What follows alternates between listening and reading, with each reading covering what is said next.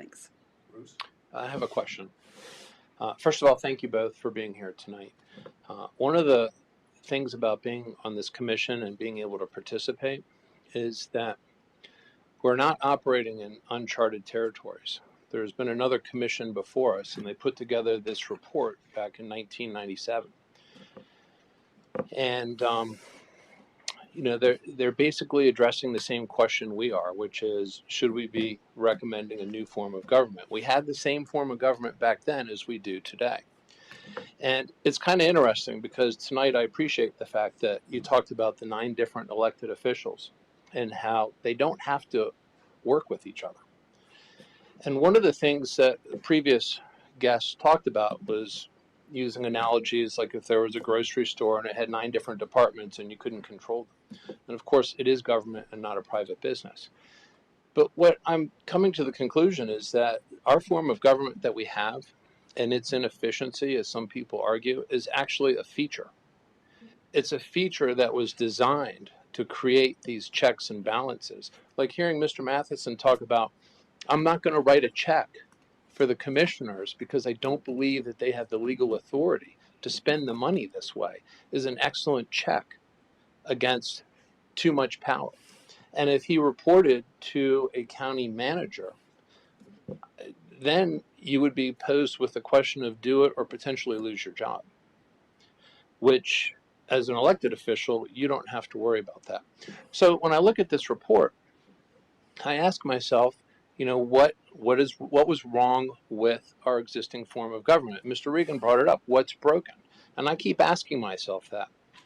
I looked at the strengths in the report because I don't believe that there's going to be any revelation that comes up from this commission that this previous commission did not, look at. And I looked at the strengths and I found them to be rather abstract. And I look at the weaknesses of our current form of government. And in many respects, I find that to be abstract as well.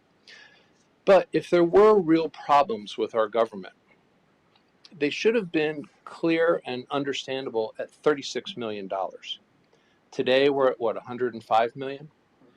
So I know in business, because I happen to be one of those benevolent dictators, that if you grow your business and you don't address the problems when it's small, those problems will be significantly bigger that you're going to have to deal with. They'll be more apparent. In fact, growth often reveals problems in many respects.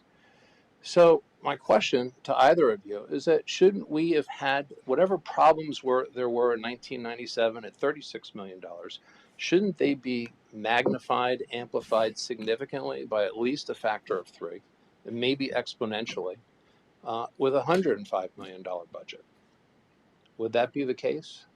I'm going to defer because I think it's a little bit of a leading question. I'm going to defer to you to answer what your opinion is.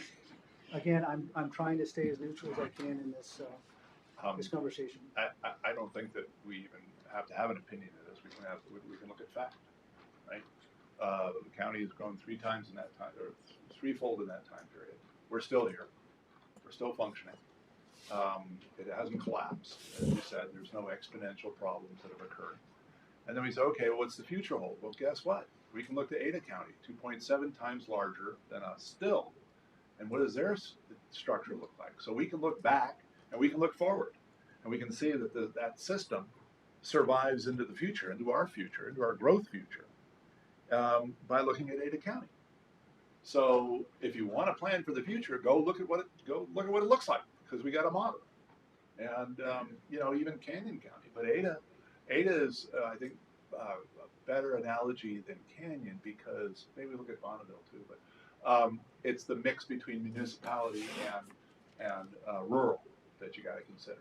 So Ada is heavily municipality, whereas we're kind of half 70-30. And I think Canyon County is more closer to 50-50. So those are the kind of factors that you kind of shade your analysis of it. But you're absolutely right that if there was a glaring fatal flaw, that it would be manifest, and we'd all be looking at it going, "Oh my goodness, we got to fix this thing." And the fact that we're not, I know the absence of evidence isn't the evidence of absence, but the fact that there's not staring back in our face. And the fact that 43 other counties haven't, in the fullness of time of 100 years, haven't come up with a better way of doing it, which you think they would have. It's pretty strong evidence that we're on the right track, and we're close to the, maybe not the optimal solution, but we're close to it. And if we tinker a little bit around the edges, we can improve things. And I think, and then you make a small change, you watch it. Okay, it's good. Then you make another small change and you watch it. Oh, that's good too. All right. But if you do this wholesale, rip it out and put it back, you don't know what you broke if something breaks. Was it this or this other thing that we changed?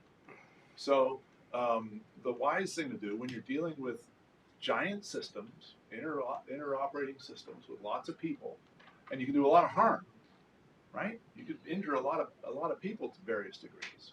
The smart thing to do is you make a small incremental change. You make this little thing here, and then you sit back and you watch it. You see how it does. If that was good, okay, let's make another little change. And that way, incrementally, carefully, you evolve into a system that's better. And, we'll never get to perfect because we're people. And there was one perfect person, and he died a long time ago. So, we'll do the best we can. Thank you. Brian?